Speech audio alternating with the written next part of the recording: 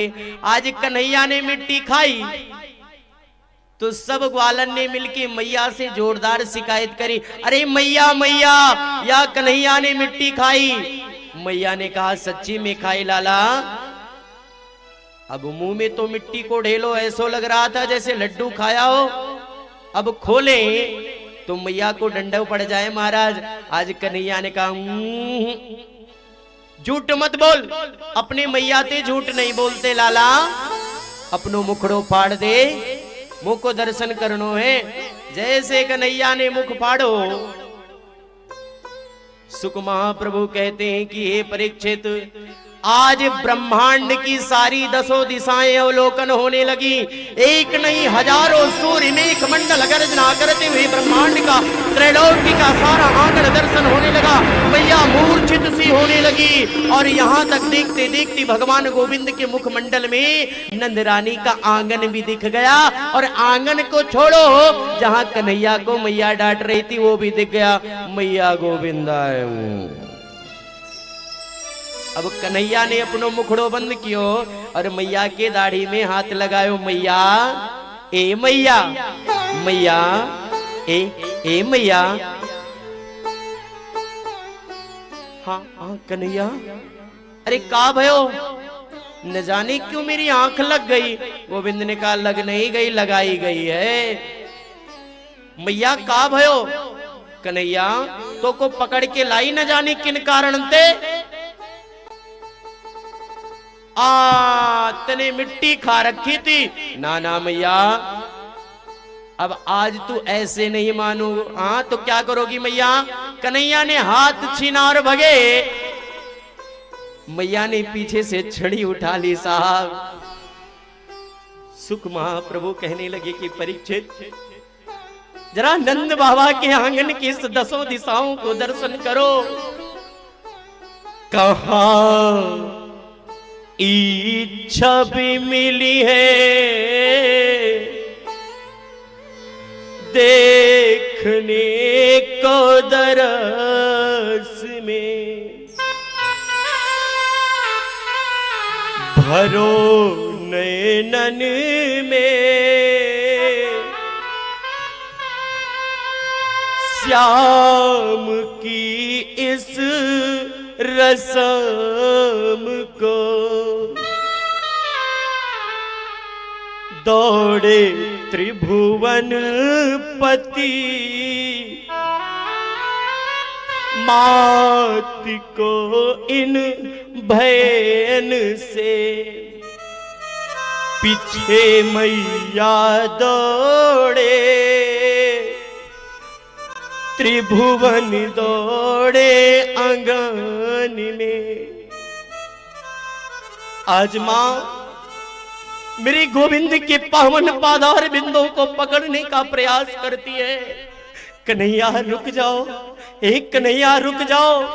सुख महाप्रभु कहते हैं परीक्षित, इन पावन भाव का दर्शन करो। आज जिसके भृगुटी विलास सृष्टि लय होई, जिसके नेत्र बंद कर देने से त्रैलोक्य में हाहाकार हो सकता है, आज ऐसे गोविंद अपनी मां के पद को और उत्तम करने हेतु मां की उस छड़ी से डर रहे। मां कहती है कन्हैया मैं तो को बहुत मारूंगी। कन्हैया तू रुक जा, मुंह को बुढ़ापे में मत दौड़ा। कन्हैया मैं तेरे पीछे और दौड़ नहीं सकती। कन्हैया ने कहा मैया अब तो को मेरे पीछे दौड़ने की जरूरत ना है, मैं तो तेरे वास्ते ब्रह्मांड से दौड़कर तेरी गोदी में आ गया हूं।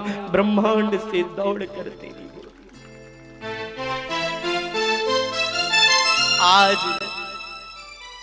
मां के बाहों में कन्हैया ने अपनी बाह दे दी। मैया मुझको बहुत डर लग रहे हो। काहे कन्हैया। मैया या छड़ी को फेंक दे।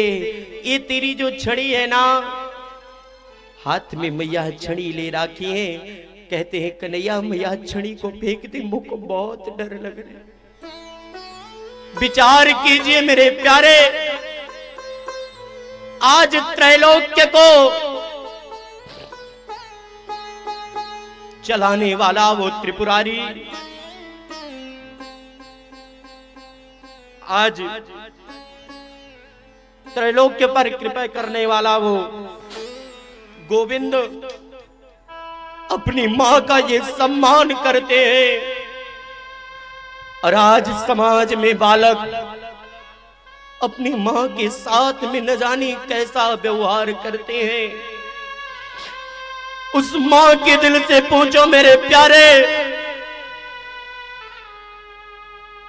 जो मां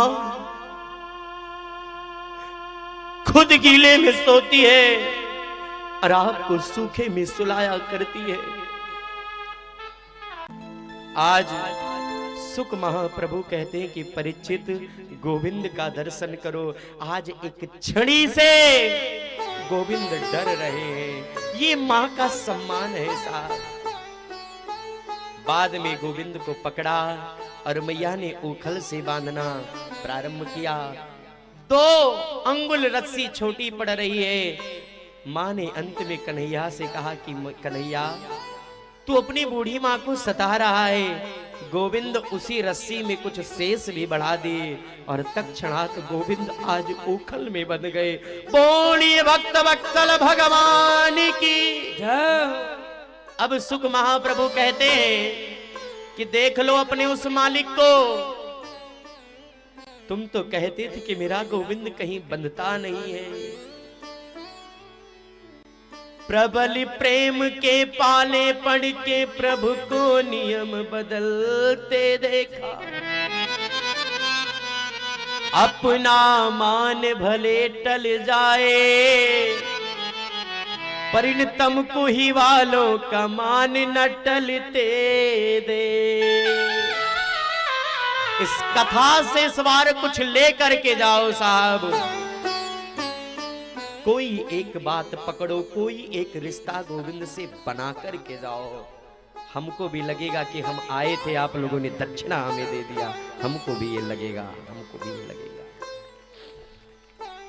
आज सुख महाप्रभु परीक्षित से कहते हैं कि परीक्षित, इस प्रकार बड़ा आनंद हुआ।